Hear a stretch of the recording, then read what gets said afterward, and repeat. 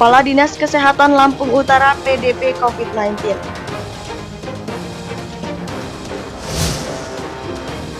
Sejumlah pengurus TPU di Bandar Lampung menutup TPU untuk mencegah penyebaran COVID-19.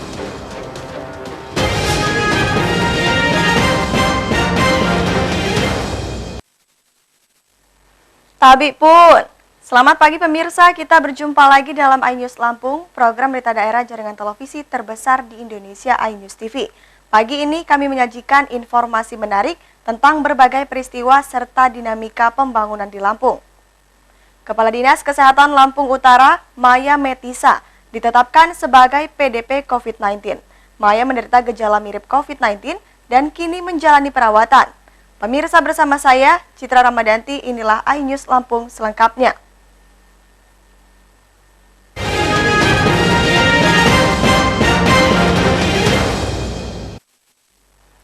Kepala Dinas Kesehatan Lampung Utara, Maya Metisa, berstatus pasien dalam pengawasan atau PDP COVID-19. Saat ini, Maya sedang menjalani isolasi di rumah sakit sambil menunggu hasil swab tes. Pasien memiliki riwayat kontak langsung dengan salah satu warga Lampung Utara yang positif corona.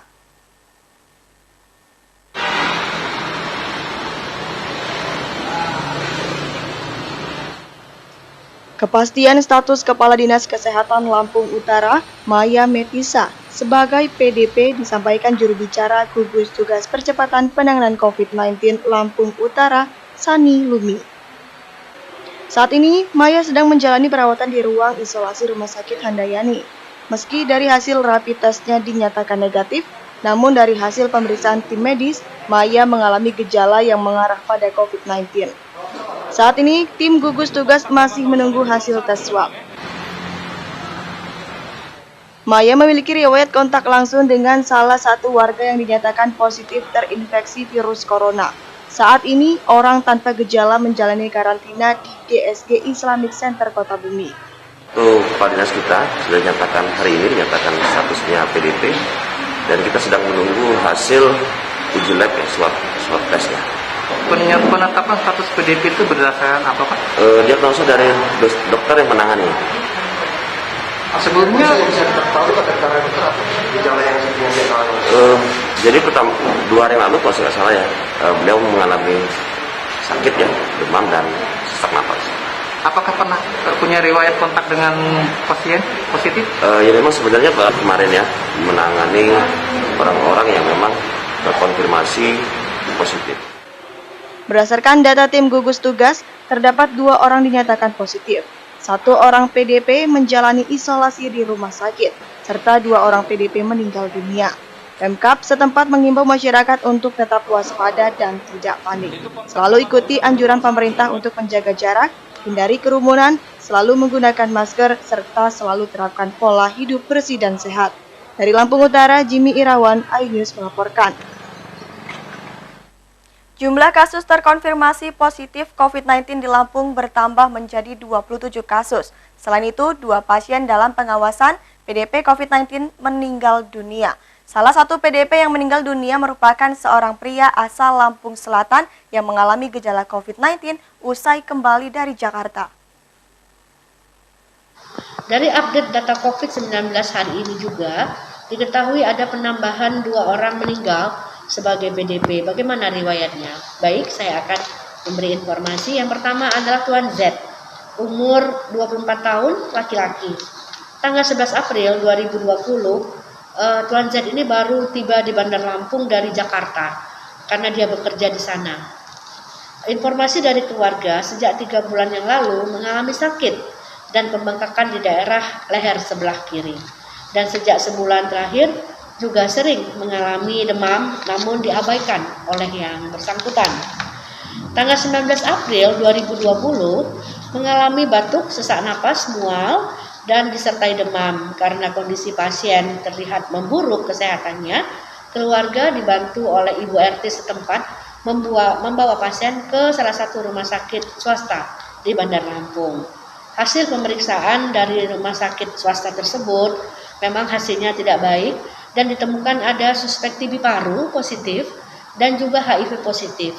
Pasien ditetapkan menjadi PDP karena Dia berasal dari juga Batam dan Jakarta. Selanjutnya dirujuk ke Rumah Sakit Abdul Muluk. Pada tanggal 20 April 2020 siang, diambil swabnya oleh petugas dengan alasan karena memang dari daerah terjangkit. Dan pada tanggal 20 April pukul 23 WIB, pasien dinyatakan meninggal dunia. Jadi pasien ini adalah PDP, hasil konfirmasinya belum tahu karena belum datang hasil swabnya. Tim Liputan iNews melaporkan. Diketahui ada Sejumlah pengurus Taman Pemakaman Umum atau TPU di Bandar Lampung menutup lokasi menjelang Ramadan. Penutupan TPU untuk mencegah penyebaran COVID-19. Menjelang Ramadan, peziarah didominasi pemudik dari luar Bandar Lampung, termasuk Jakarta yang termasuk sebagai zona merah.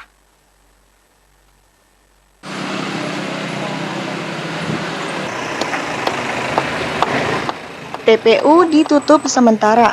Warga di Kelurahan Sawah Brebes, Kecamatan Tanjung Karang Timur, Bandar Lampung, bersama aparat Pamong Kelurahan setempat menutup sarana lokasi TPU di Jalan Dosobuko.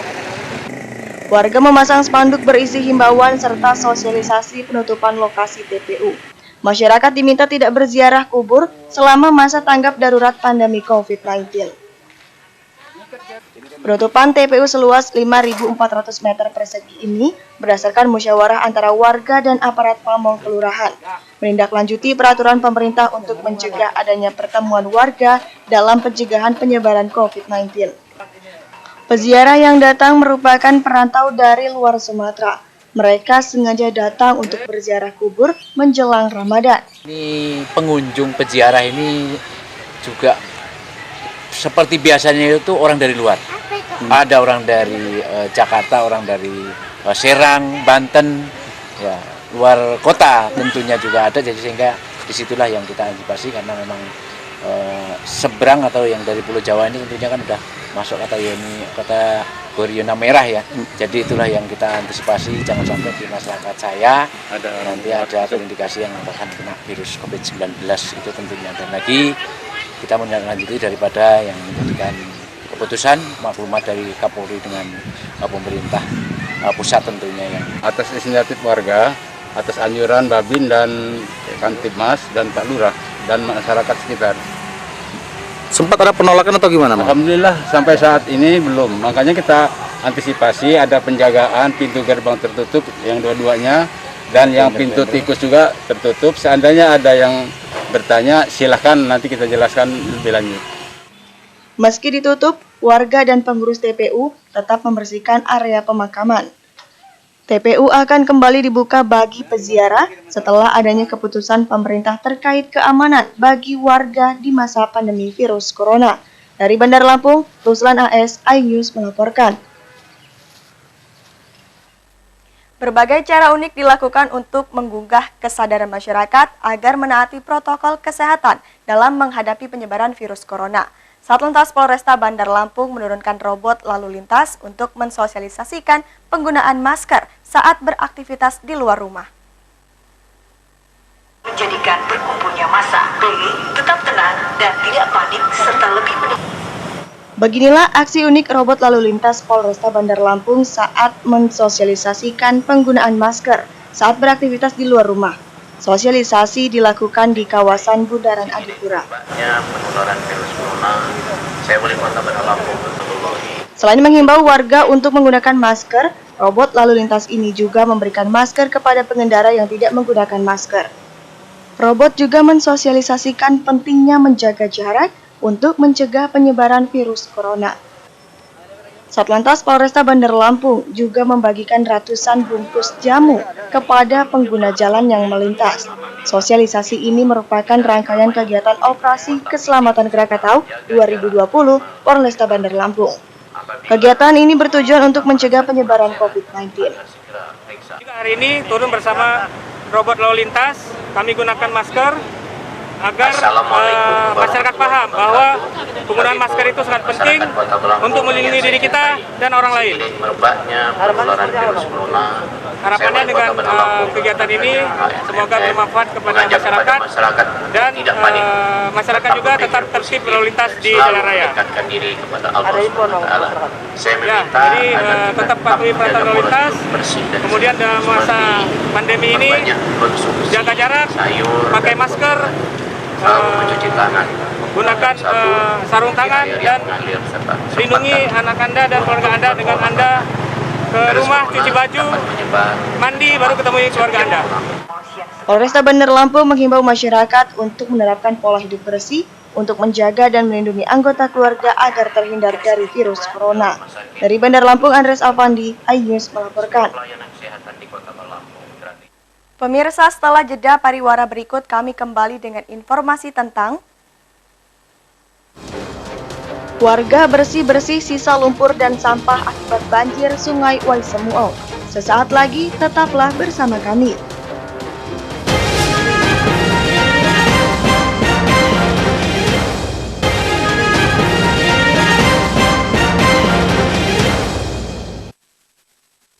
Terima kasih pemirsa masih bersama kami. Warga Desa Gunungdoh Kecamatan Raja Basa dan Desa Banding Kecamatan Bandar Negeri Semuong, Tanggamus, membersihkan lumpur dan sampah yang masuk ke rumah. Air Sungai Waisemuong meluap dan merendam ratusan rumah.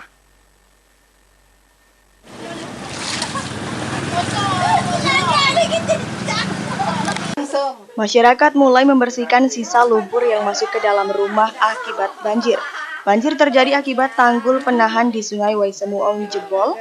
Padahal tanggul baru selesai dibangun 3 bulan lalu. Namun tidak kuat menahan debit air sungai yang terus bertambah karena hujan deras. Hujan deras yang mengguyur kawasan hulu sungai membuat ketinggian air sungai bertambah. Air mulai masuk ke pemukiman sekitar pukul 16 waktu Indonesia Barat dengan ketinggian air di dalam rumah sampai 1 meter. Tidak ada korban jiwa dalam peristiwa ini, tapi kerugian akibat banjir diperkirakan hingga ratusan juta rupiah. Masyarakat berharap pemerintah segera memperbaiki tanggul yang jebol. Perbaikan tidak boleh asal-asalan karena tanggul baru selesai dibangun tapi sudah rusak. Kita jam 4:30. Nah, udah itu kita air ini sudah nggak bisa lagi ini, sudah gede betul. Nah, jadi masalah bantuan dari pemerintah itu ya belum ada. Nah, jadi atas harapan masyarakat ini mengharap tanggul itu diperhatiin dan juga itu yang sebetulnya jangan barang semau-maunya aja. Nah, kan kayak itu kan cuma di tanggul-tanggul biasa aja. Nah, jadi ya kurang kekuatannya. Ini kalau saya nggak salah barusan berapa bulan ya udah rusak lagi, jebol lagi. Jadi mohonlah sama ini pemerintah ya dibangun yang sebenarnya itulah. Dari Tanggamus, Indra Siregar, iNews melaporkan. Sebelumnya, ratusan rumah warga di Pekon Banding dan Raja Basa, Kecamatan Bandar Negeri Semuong terendam banjir. Air sungai meluap hingga mengakibatkan tanggul Waisemuong jebol.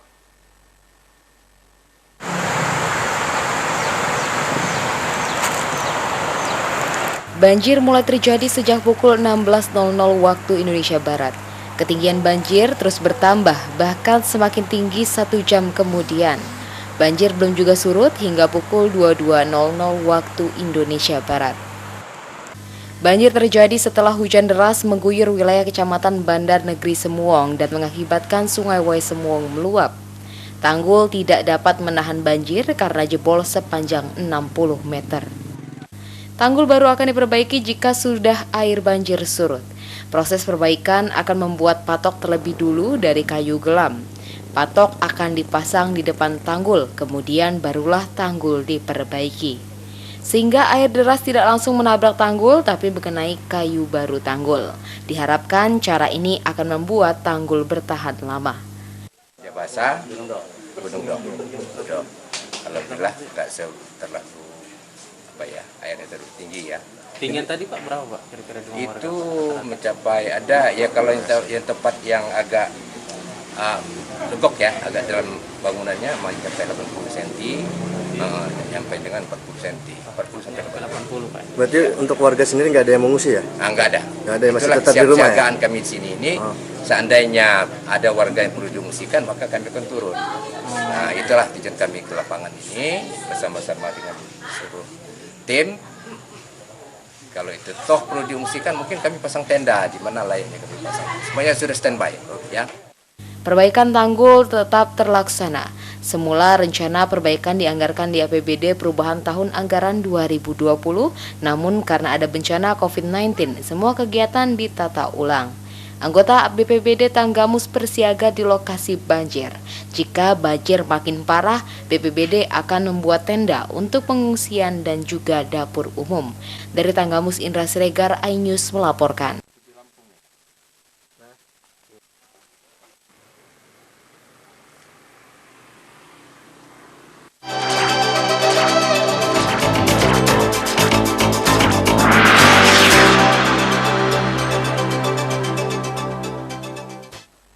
Pejabat Sekretaris Lampung Selatan, Tamrin, berkomitmen untuk membantu PLT Bupati Lampung Selatan, Nanang Ermanto, dalam menjalankan roda pemerintahan. Dia siap membantu Nanang dalam mempercepat penanganan COVID-19. Ungkapan ini disampaikan pejabat Sekda, Tamrin, di awal rumah dinas Bupati Lampung Selatan. Tamrin menyatakan kesiapannya dalam menjalankan tugas sebagai pejabat Sekda Lampung Selatan. Dia siap membina ASN, baik masalah administrasi, keuangan, hingga mempercepat penanganan pandemi virus COVID-19 di Lampung Selatan. Tentu saya siap bertugas membantu Bupati dalam segala hal, baik di bidang pegawai negeri, perencanaan, keuangan, dan sebagainya. Siap untuk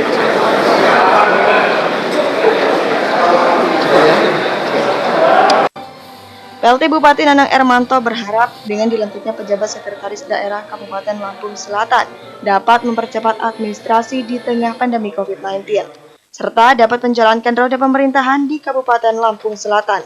Dari Lampung Selatan, Rudi Apriyadi dan Alsiswadi, iNews melaporkan.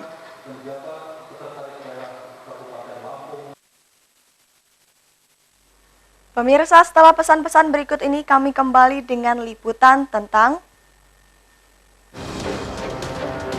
sejarah Masjid Jami Al-Ikhlas di Lampung Utara. Selengkapnya hanya di iNews Lampung.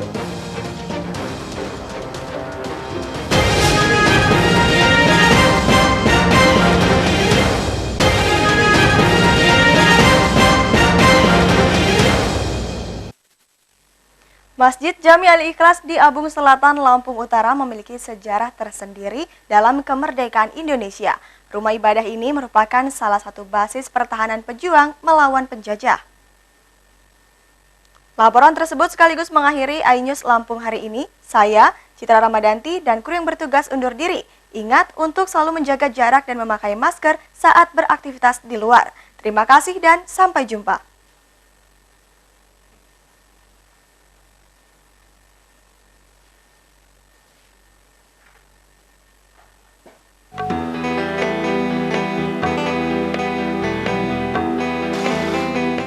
Masjid Jami Al-Ikhlas terletak di sisi Jalan Lintas Tengah Sumatera, Kecamatan Abung Selatan, Lampung Utara.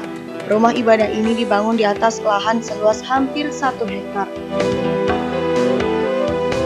Masjid Jami Al-Ikhlas dibangun pada 1930 dan sudah 2 kali direnovasi. Meski diperbaiki, warga tetap mempertahankan bentuk aslinya. Di halaman depan masjid masih terdapat sumur timba. Sumur dengan mata air yang jernih dan tak pernah kering. Di musim kemarau, sumur di masjid ini bahkan dapat membantu memenuhi kebutuhan air warga. Di sisi barat masjid terdapat makam Sayyid Abu Bakar bin Husin Al-Atas. Dia merupakan salah satu penyebar ajaran Islam di Lampung Utara. Warga meyakini jika Sayyid Abu Bakar bin Husin Al-Atas yang bergelar aulia masih turunan Nabi. Sayyid Abu Bakar diutus orang tuanya menyebarkan agama Islam di Lampung. Sebelumnya, ayah Sayyid Abu Bakar yang bernama Sayyid Husin Al-Atas bertemu dengan seorang saudagar rempah asal Bengkala bernama Abdul Manan gelar Tuan Pujian.